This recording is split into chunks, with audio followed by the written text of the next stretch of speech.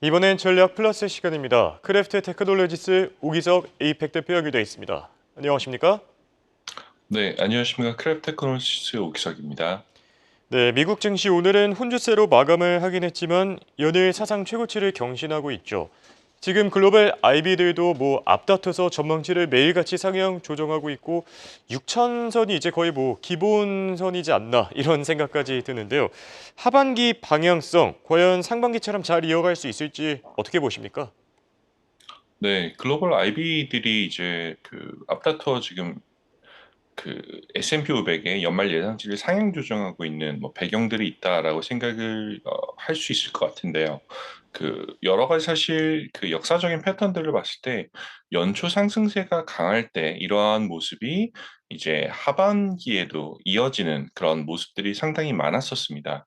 예를 들어서 최근에 이제 모틀리풀이라는 이제 증권 투자 관련 이제 미디어 업체에서 나왔던 분석 자료가 하나 있는데, 예를 들어서 S&P 500 지수가 새해 들어서 연초에 100거래일 동안 10% 이상 상승한 이제 횟수를 한번 체크해 봤는데, 1957년 이후 한 18차례가 이제 포착이 되었고요.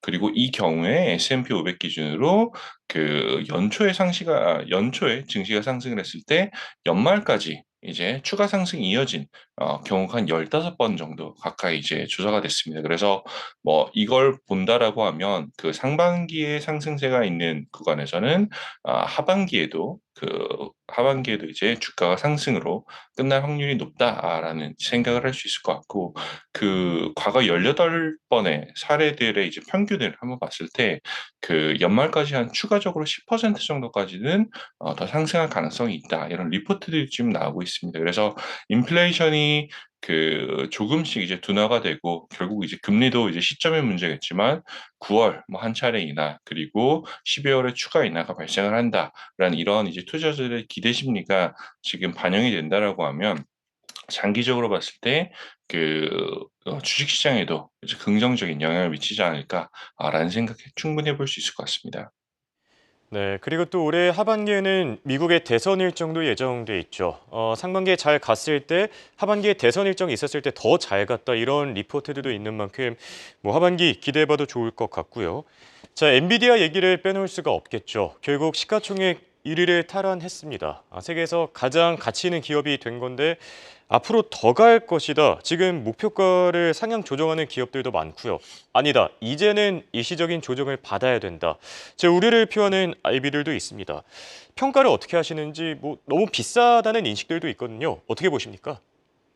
네, 맞습니다. 사실 지금 기술적인 지표만 놓고 보자면 엔비디아도 마찬가지로 사실 나스닥 기술주 전반적으로 봤을 때 굉장히 지금 많이 단기적으로 상승이 높았던 거는 사실입니다. 예를 들어서 오늘 이제 종가를 제외하고 직전 마지막 거래까지만 생각을 해보면 나스닥 기준으로 봤을 때 상대 강도 지수를 한번 체크해 볼 수가 있는데, 81을 넘어섰었거든요. 보통 이제 지금 70을 넘어서면 RSI 기준으로 단기 과열이다라고 얘기하는 게 지금 80일 넘어서면서 과거 3년 동안 거의 최고 수준까지 올라갔어요. 그래서 결국은 이제 시장, 특히 이제 기술주에 대한 투자자들의 기대감이 조금 과도한 게 아니냐, 쏠린 게 아니냐라는 평가를 할 수 있을 정도로 시장이 좀 많이 올라갔지만, 반대로 사실 이제 종종, 뭐 항상은 아니고 종종 이제 엔비디아 혹은 지금 기술주의 가파른 상승 을 이제 투자자들은 이제 99년, 2000년에 닷컴 버블하고 비교하시는 분들도 있으신데, 그 당시에 사실 이제 닷컴 버블에 그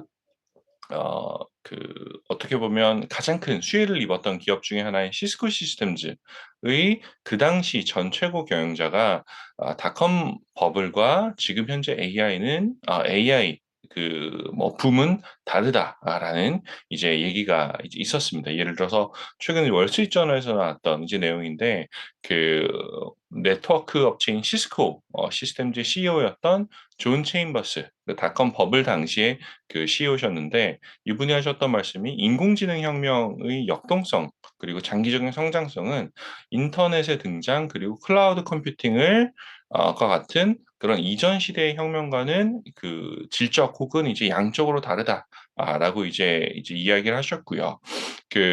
재미있는 게 시스코 같은 경우도 그 과거 이제 닷컴 버블 당시를 보면 현재 엔비디아와 마찬가지로 그 당시 이제 마이크로소프트를 제치고 시총 기준으로 봤을 때 가장 이제 시가총액이 높은 기업으로 등극을 했었었거든요. 이제 그래서 사실 이제 상당히 의미가 있다고 생각을 하는데 그 존 체인버스 CEO 같은 경우는 엔비디아하고 시스코의 뭐 여러 가지 이제 유사점이 있지만 AI 혁명이 가지는 장기 성장성은 이전과는 다르다라고 얘기하면서 이번 시장 그 규모 혹은 성장 가능성을 봤을 때 AI가 가져오는 시장의 그 변화는 인터넷의 등장 그리고 클라우드 컴퓨팅을 동시에 합친 것과 같다라는 식으로 평가를 하셨어요. 그래서 뭐 이런 이야기도 있었고 최근에 뭐 CFRA 리서치의 안젤로지노 그 리서처 같은 경우는 결국은 세계가 점점 더 AI 중심으로 움직이는 그런 이제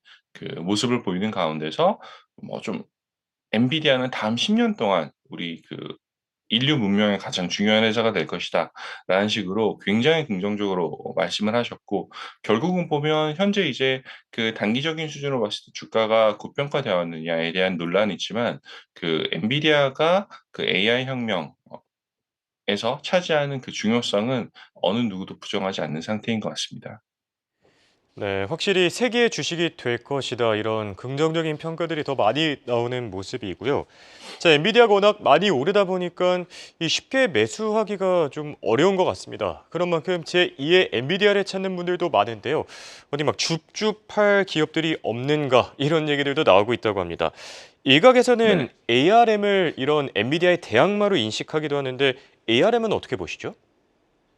네. 사실 그 연초 이후로 수익률만 보면 엔비디아가 뭐 한 180% 언저리 그리고 ARM이 120% 언저리 이제 상승을 했습니다. 그래서 ARM보다는 엔비디아가 훨씬 더 많이 상승을 했는데 5월 이후로만 이제 놓고 보면 이제 ARM의 수익률이 더 높습니다. 지금 70% 이상 그 올라가고 있거든요. 그래서 그 뭐 AI 대장주라고 불리는 엔비디아가 이제 액면 분할 이후에도 사상 최고치를 갱신을 하면서 시장에서는 이제 제2의 엔비디아를 찾자라는 이야기들이 많이 나오고 있는데 뭐 ARM도 거기에 해당이 되고 또 최근에 이제 브로드컴 같은 종목들도 지금 논의가 되고 있는 걸로 알고 있습니다.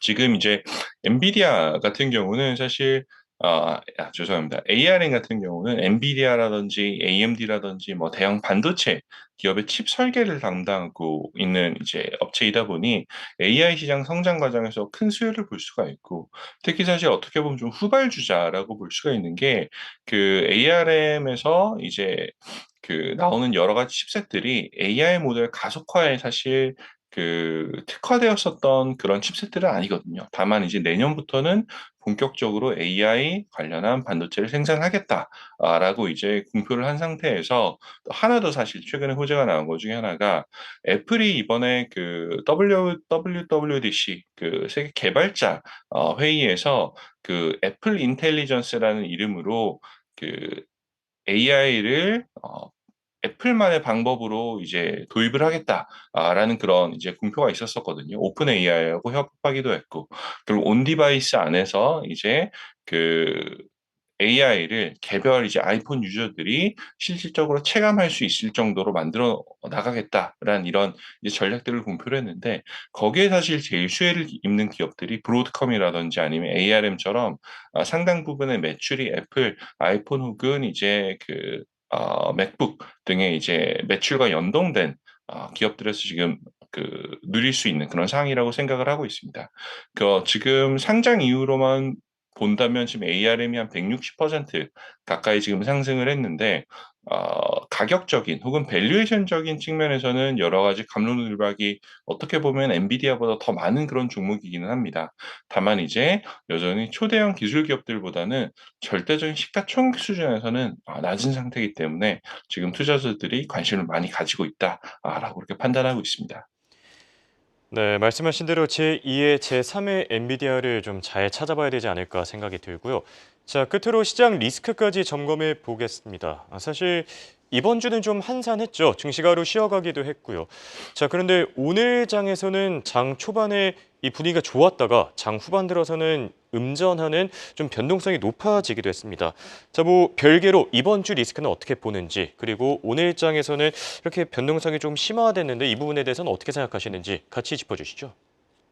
네, 사실 오늘 그 장의 하락은 저는 개인적으로는 조금 충분히 발생할 수 있었던 일부 음전이다라고 생각을 하고 있는 게 지금 미국 주식시장 같은 경우가 그 S&P 500 기준으로 역사적으로 가장 연속으로 오래 상승했던 적이 그 2021년 그 11월에 9일 연속, 9거래일 연속 상승이었습니다. 저희가 이번에 겪었던 게 그 하루 모자랐던 8일 연속 상승을 지금 기록을 했는데 사실 시장이 계속 한 방향으로 올라가긴 쉽지 않고요.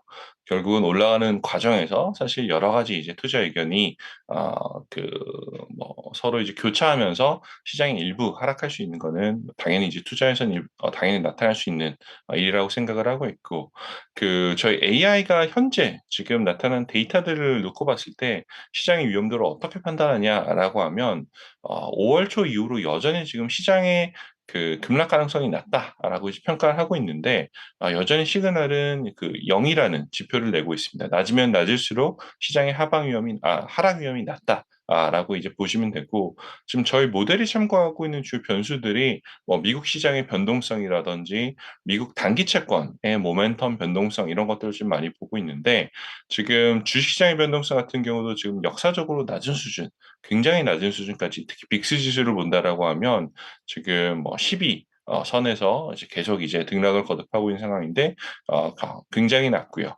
그리고 지금 이제 여러 가지 이제 채권 시장 관련해서도 올해 초 그리고 작년 말에 있었던 여러 채권 시장의 부정적인 시그널보다는 훨씬 더 안정적인 수준으로 지금 채권 시장이 움직이고 있기 때문에 데이터들로만 봤을 때 시장의 급락에 대한 우려는 현재로서는 좀 접어주셔도 좋을 것 같다라는 이야기를 이제 저희 AI 모드를 통해서 좀 대신 말씀드릴 수 있을 것 같습니다. 네, 새만의 달을 앞두고 증시 변동성이 오늘은 높아지긴 했지만 그래도 전체적인 리스크는 여전히 낮다라고 조언해 주셨습니다. 지금까지 도움 말씀에 오기석 크래프트 테크놀리스 대표였습니다. 감사합니다.